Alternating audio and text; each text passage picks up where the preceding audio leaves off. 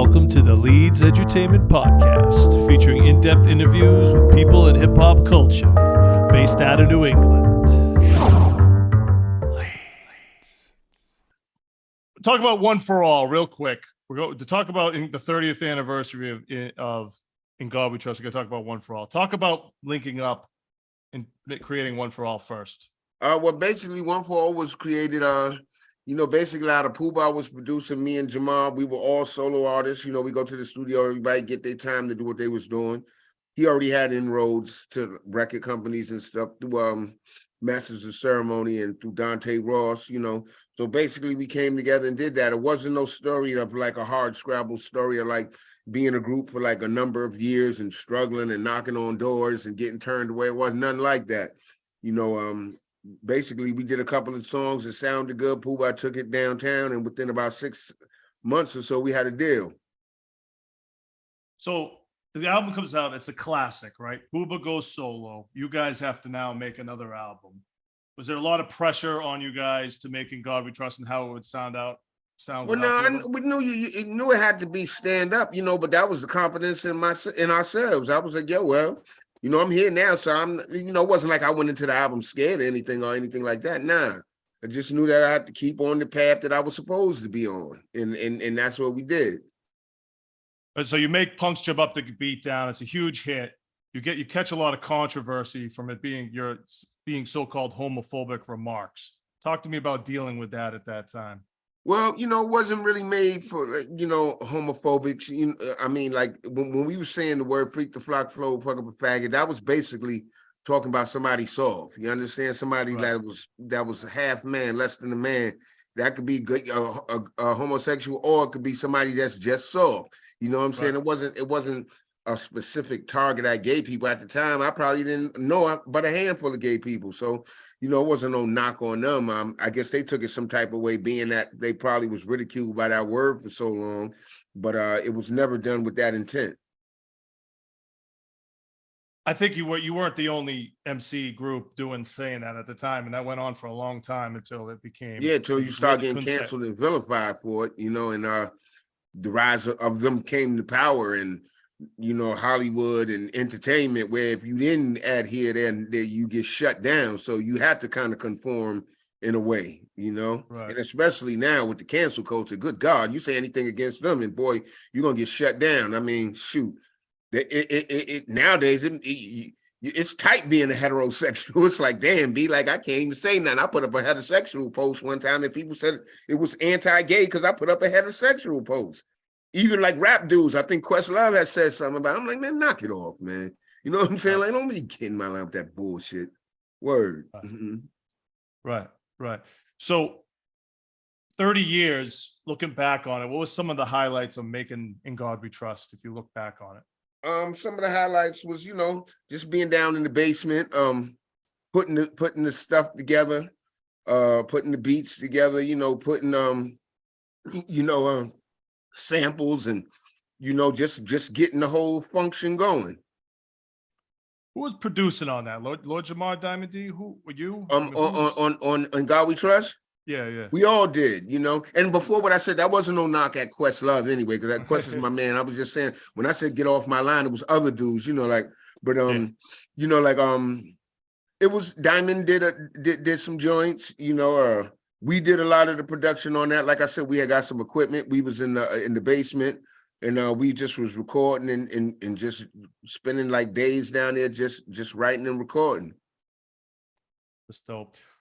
What a lot of people label this a militant 5% album. You know, I know you don't like labels. Talk to me about what it means to be 5%. Well, you know, 5% men is people that know the truth. 5%. You know, started by the father Clarence 13X, you know, and he gave the knowledge to the first 9 for the first 9 born sons. And basically, you know, he was part of the Muslims, you know, he left them, you know, because, you know, the Muslims was taking an element from the streets and from the jails, but it was still an even deeper element then. It was like brothers in the street that they needed, like the soldiers that was gambling, smoking, but still had, you know, needed them soldiers and needed them to know them true selves. And that's who he went and got, the ones that the black so-called Muslim, they didn't want to go get them. So he went and got them and taught them the truth. Right. So you finish this album. What happens next?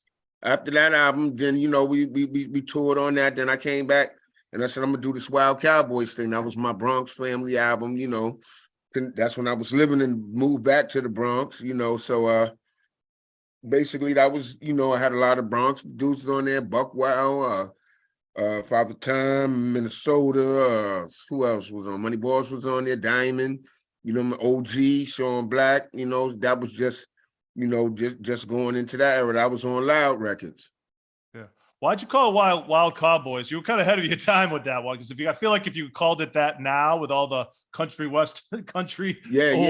stuff, it'd be a lot bigger. Just like a play on words. And if you Google Wild Cowboys, that was a famous crew that was, from Manhattan, from uptown, from the 157th Street, around there in the 50s blocks. And I was around there a lot. My grandmother lived over there. So it just was a play on from that. Right. So then Foundation comes, right? Mm-hmm. What was that like, going solo without Pooh, then coming back, getting the whole group together? At that point, what that feel like? When we did that, that was definitely like getting back on, riding the bike. Once you learn how to ride a bike, you never forget. You just get back on and keep riding. Got the beats together, different concepts, and just laid it down, kept on moving with it. This album had more producers on it, though, I feel like, right? Yeah, it had a couple more producers. Chris Liggio did some joints, and we did some joints. A couple of people was on there, so Common was on the joint, what I'm saying, with Pooh. So, it was just basically late 90s. I think that was 97, 98, around that time. So, just moving along with the times. So you said earlier that One for All, you guys were all solo artists, kind of working together, and the album kind of came together, solo joints, group joints. When you did Foundation, was it the same approach, or was it like, we're going to record this as a group this time? Basically the same approach. We was in the studio all together. It wasn't like one person recorded here, like one person recorded there. We recorded all at the same time. We was in the lab, got it all laid down. So it was basically, just like the first process, but a little more updated. Right.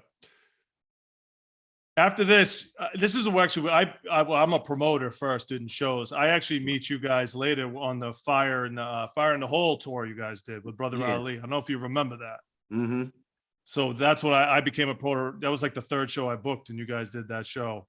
All right, that's and what's then up. we did another show. I don't know if you remember when you were touring with Zion I. Do you remember that? Yeah, I remember that. Definitely was Zion I, no question.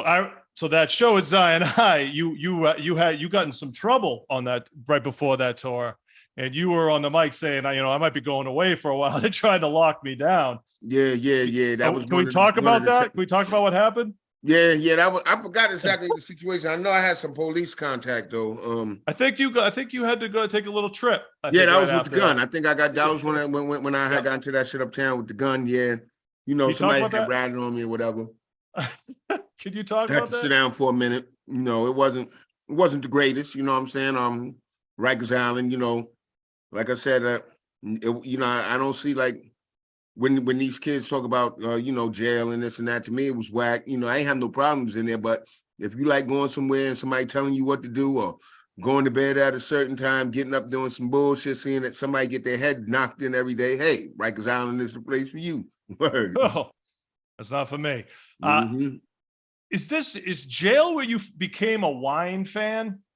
Not really. Nah, I was like, that was when I came home, messing with my man Will Tell, recording, just drinking Hennessy. One day we didn't have no more Hennessy. Nobody felt like going to the store. It was snowing that day. So we drank some wine. Will, for some reason, recorded us drinking the wine and start playing it. People start liking it. So we start buying wine and doing it. Then somebody said, if y'all want to do your own wine, holler at me. We went and hollered at him. We went to the vineyards, learned the nuances of wine and wine making. Really got deep into it. Will, he became an actual sommelier working in the wine industry. So that's basically how that came, by chance and timing. For some reason, I remember you making a post about making jail wine. Oh, well, we did make wine in jail, but that was hooch. That wasn't even wine. That was just straight alcohol, like Mind Buster. Like I wouldn't advise too much of that. That shit was extra strong. My Spanish dudes, they made that. And everybody couldn't get none of that. Like you had to be on real on the inside to get some of that. Like that wasn't, everybody wasn't privileged to get the hooch. You know what I'm saying? You had to be on the inside to get some of that. How do you make hooch in jail?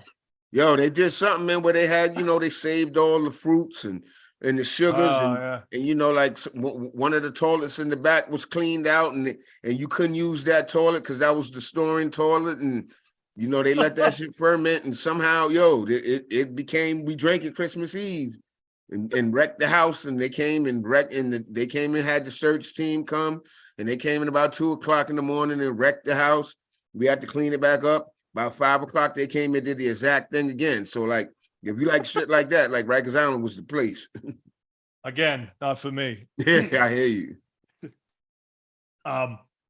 So solo. Now that you're solo, I admire you because you're a working man MC. When I mean like that, is you're still rapping, but you still have another job. You got multiple sources of revenue. What's that like these days in these times? Because I see you talking about that, man. Like especially like as an older artist like myself, like right. A lot of these older artists. I mean, they telling you what they're doing, but I know. You know what I'm saying? But I ain't going to expose nobody, but don't front for me. Gentlemen, it ain't like these young boys, they come and sign these contracts and it just so happened that it was their time. I can't be bitter about it.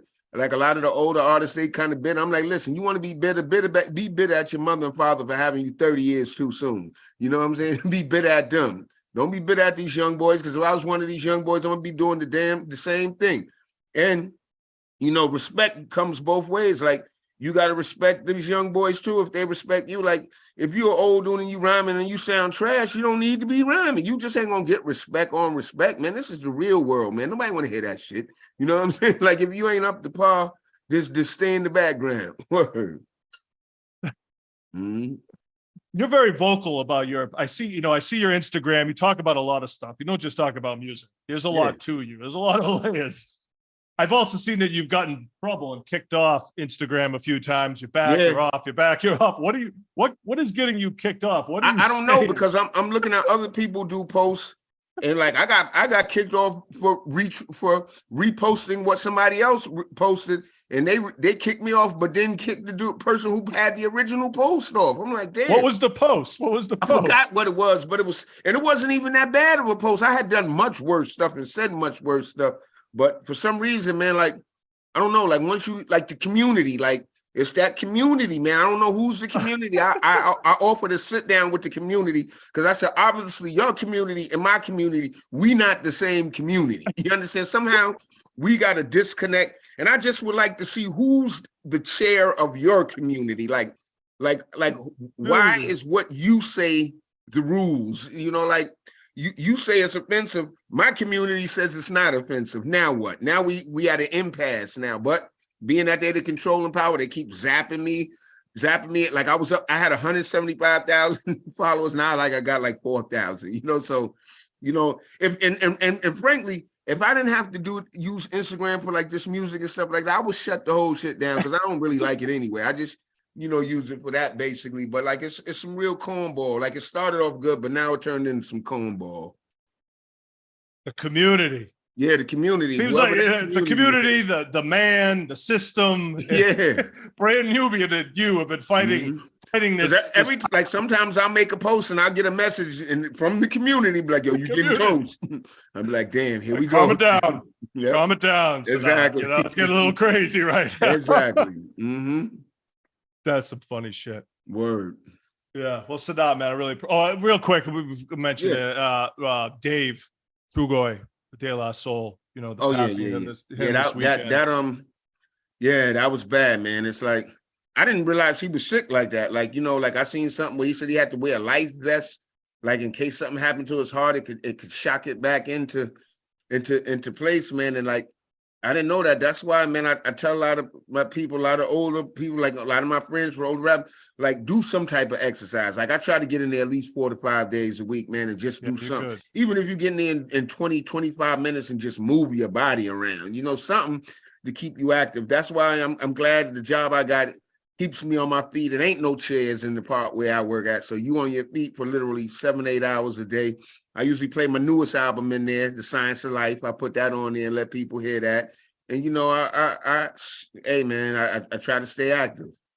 What do you do for work? Because I feel like you're in a hospital when I see you. I am in a hospital. I'm a sterile processing technician.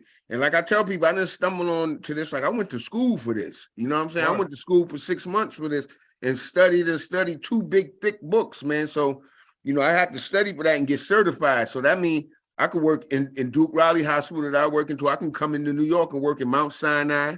I can go everywhere. And see, the reason why I did that is because, to build up some type of pension. You understand? Right. Some type of, in 5 years at this job, I'll be vested. That'll be my first pension, and then I can continue higher up from there. I'm already at 3.5. Why wouldn't I stay and get the 5 years pension? That's just going to add on to that Social Security, because at some point you're going to need these means to survive. Like some of these rappers, I don't know what they're going to be doing. I mean, hopefully we can continue, and it is no boundaries, but you're going to still need a fallback at some point. You're going to need, and even if you don't, it's always good to have extra streams of income. Yeah, man, you've been on top of that with this, and so many rappers just, like you said, have no retirement plan, no nothing, no other plan. It just health insurance. You know what I'm saying? That's a big thing. Mm-hmm. But it also lets you balance and record how you want to record too, because you're not depending strictly on music. That's more like a side hustle at this point. Exactly. And actually, since I have moved down to North Carolina and started working, I've done more recording while working than I was doing while not working. You understand? Because now I know that it's a priority that when I do record, it's got to be done for this period. So it ain't no lackadaisical time. Like when I got to record, I got to record. You understand what I'm saying? Right. So it falls into my schedule. When I was in New York, a lot of times I was bullshitting, man. Drinking all day, running around, not doing nothing. This definitely, pulled your string. The pandemic, you either came out better or worse from the pandemic. And I believe I came out better. Why North Carolina? Well, my people's are from North Carolina. I got a house in North Carolina.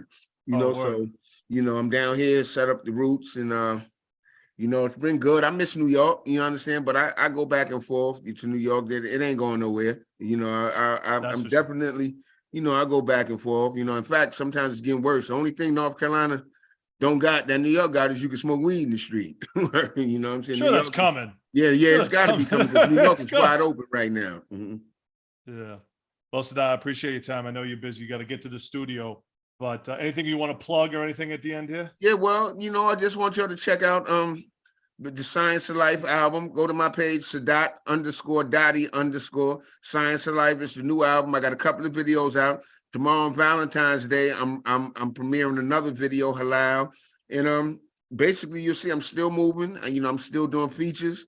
You know what I'm saying? I'm in the lab 2 to 3 times a week. You want to holler at me on the gram or on Twitter or whatever, Facebook, holler at me, and it's me actually working the page, and I'm still here. And I could verify that because we've done verses from him. He's quick, he's fast, he gets it to you. No question. He's efficient. So salute to you, brother. Thank Likewise, you. brother. I'll check you out. We'll get together soon. All right, let's do that. Later. All right, later.